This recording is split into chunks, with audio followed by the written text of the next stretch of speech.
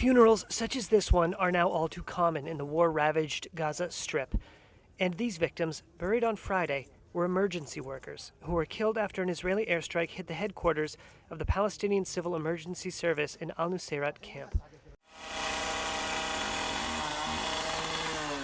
These are the crews who run toward fire, digging through rubble, seeking survivors.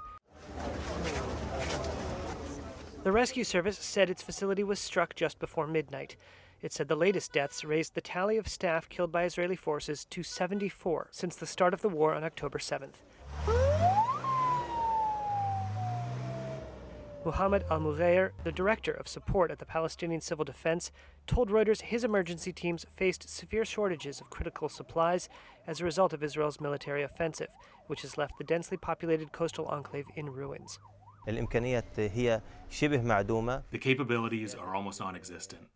In light of the increased strikes and airstrikes, missions, which would require 2 hours, take up to 4 to 6 hours to complete, as the rescue machinery does not exist, due to the lack of fuel to operate the machinery needed to break concrete and to pull martyrs and the wounded from under the rubble.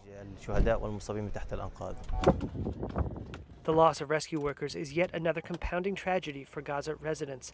Israel launched a massive air and ground offensive into Gaza after Hamas militants rampaged through Israeli communities on October 7th, killing 1,200 and taking 250 captives, according to Israeli tallies. Israel's retaliation has killed more than 37,000 people, according to the Gaza Health Ministry. The Israeli military released footage on Friday purporting to show its tanks operating in Shijaya in the northern Gaza Strip, while Palestinian officials said Israeli forces were also pressing in the south.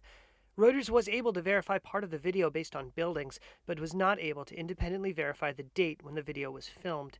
Residents and Hamas media said tanks advanced further west into Rafah, forcing thousands of displaced people there to leave their tent camps and head northward to nearby Khan Yunis. The Israeli military did not immediately comment. Since May 7th, tanks have advanced in several districts of Rafah, and forces remain in control of the entire borderline with Egypt and the Rafah crossing, the only gateway for most of Gaza's 2.3 million people with the outside world.